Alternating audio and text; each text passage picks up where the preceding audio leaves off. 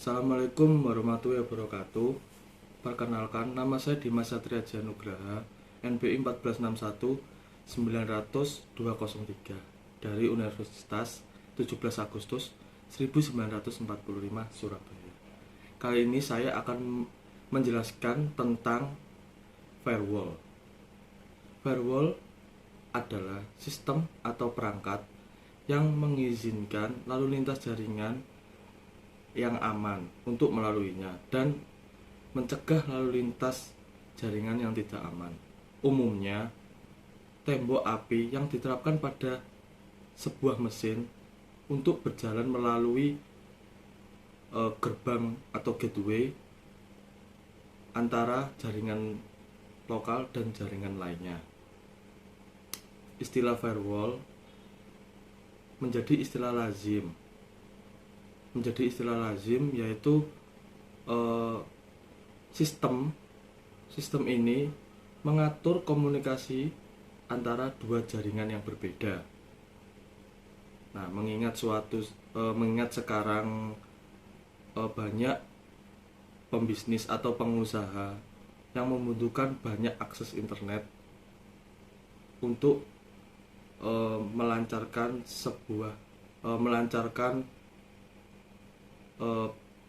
perusahaannya tersebut biar aman. Nah, di sini ada fungsi-fungsi dari firewall tersebut. Yang pertama yaitu menerapkan atau mengontrol lalu lintas jaringan. Yang kedua, menentukan autentikasi akses terhadap akses. Yang ketiga yaitu menjaga sumber daya dan jaringan privat. Yang keempat, fungsi dari keempat ini mencatat semua kejadian yang ada dan dilaporkan kepada admin terlebih dahulu. Nah, sekarang ada juga karakteristik dari firewall itu sendiri.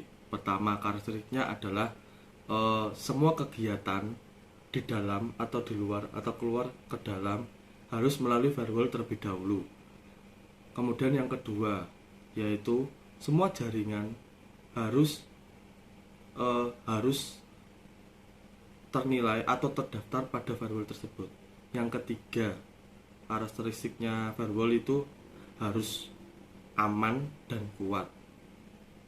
Nah, seperti itu karakteristik dari firewall. Kemudian kita lanjut ke teknik yang digunakan oleh firewall. Pertama itu service control, yang kedua user control, yang ketiga direction, yang keempat behavior control. Nah, selanjutnya ada langkah-langkah yang membangun firewall. Langkah-langkah ini yang pertama yaitu mengidentifikasi bentuk jaringan apapun atau yang dimiliki. Yang kedua, menentukan polis atau kebijakan terlebih dahulu. Yang ketiga, menyiapkan software dan hardware terlebih dahulu. Yang keempat ini melakukan tes configuration atau konfigurasi. Nah, seperti itu ringkas dari materi tentang firewall tersebut. Sekian dan terima kasih. Nanti kita lanjut ke materi berikutnya. Oke, kita lanjut materi berikutnya yaitu VPN, Virtual Private Network. VPN adalah suatu koneksi antara satu jaringan ke jaringan lainnya secara privat melalui jaringan publik atau internet. VPN juga disebut dengan Virtual Private Network karena menggunakan jaringan publik atau internet untuk media perantaranya alias bukan koneksi langsung, atau private network karena jaringan yang bersifat privat. Hanya orang-orang tertentu saja yang bisa mengaksesnya. Data-data pun juga aman atau terrahasia meskipun melalui jaringan publik atau internet. Kemudian ada cara kerja VPN. Cara kerja VPN yaitu seperti kita membuat jaringan di dalam jaringan yang disebut juga tunneling. Tunneling adalah suatu cara untuk membuat jalur koneksi secara privat dengan menggunakan infrastruktur dari jaringan lainnya atau dari jaringan yang lain. Seperti itu. Kemudian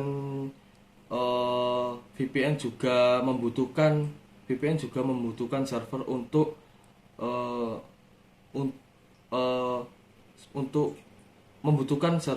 untuk memberi data-data ke klien-klien lainnya. Nah, kemudian ada kelebihan VPN. Kelebihan VPN itu memungkinkan kita atau karyawan untuk mengakses data-data dari luar kota atau data-data lainnya secara cepat dan efisien. Dan ini ada juga efisien dari VPN tersebut, yaitu efisiennya dari jaringan VPN itu efisiennya itu cepat, aman, dan terpercaya pastinya. Seperti kita ada di Surabaya, kita ada di kantor PT apa gitu, kemudian ada PT lagi di Tuban atau Gresik, kita bisa menggunakan VPN. Tidak mungkin kita menggunakan seperti kabel-kabel yang diolor panjang menyambungkan beberapa kilometer dari kota-kota tersebut. Dengan menggunakan VPN itu kita bisa mengaksesnya secara privat atau kita sendiri yang dapat mengaksesnya. Seperti itu. Kemudian lanjut kita ke hemat biaya. Hemat biaya dari VPN ini cukup termasuk murah sih. Karena apa? Kita hanya mengakses VPN itu melalui jaringan publik atau jaringan internet. Seperti itu. Kemudian kita berlanjut seperti contoh gimana kita membuat VPN itu cepat dan ramah di kantong, yaitu seperti kita menjadi karyawan seperti saya di Surabaya, kemudian ingin mengakses kantor yang ada di cabang Jakarta.